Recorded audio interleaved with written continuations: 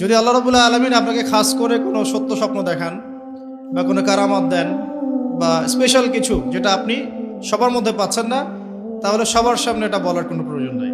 শেষ জামানায় কিন্তু মুমিন ব্যক্তিদের মধ্যে অনেক মুমিন ব্যক্তির স্বপ্ন কিন্তু সত্য হবে। কোরআনে এমনও দলিল আছে যে কাফেরের স্বপ্নও সত্যি হয়েছে। ইউসুফ আলাইহিস সালামের যে ঘটনা সূরা ইউসুফ, সেখানে আছে যে অমুসলিম দুজন ব্যক্তির স্বপ্ন সত্য হয়েছে। একজন এসে বলেছেন আমার মাথায় রুটি খেয়ে নিচ্ছে পাখি। আরেকজন বলেছে আমার হাতে ছিল শরাব, এই শরাব আমি পান করাচ্ছি বাদশাকে। ইউসুফ আলাইহিস সালাম বললেন যে পান করাচ্ছে বাদশাকে সে নাজাত পেয়ে যাবে জেল থেকে, আর যার মাথা থেকে রুটি খাওয়া হচ্ছে তাকে শুলদণ্ড দেওয়া হবে। এখানে এই দুই ব্যক্তি কিন্তু মুসলিম নন। তো যেটা বলছিলাম যে আল্লাহর পক্ষ থেকে মুমিন ব্যক্তিকে সত্য স্বপ্ন দেখানো হতে পারে শেষ জামানায়, বেশি বেশি হতে পারে। তাই যখন ভালো কোনো স্বপ্ন দেখবেন শুকরিয়া আদায় করবেন আল্লাহর কাছে।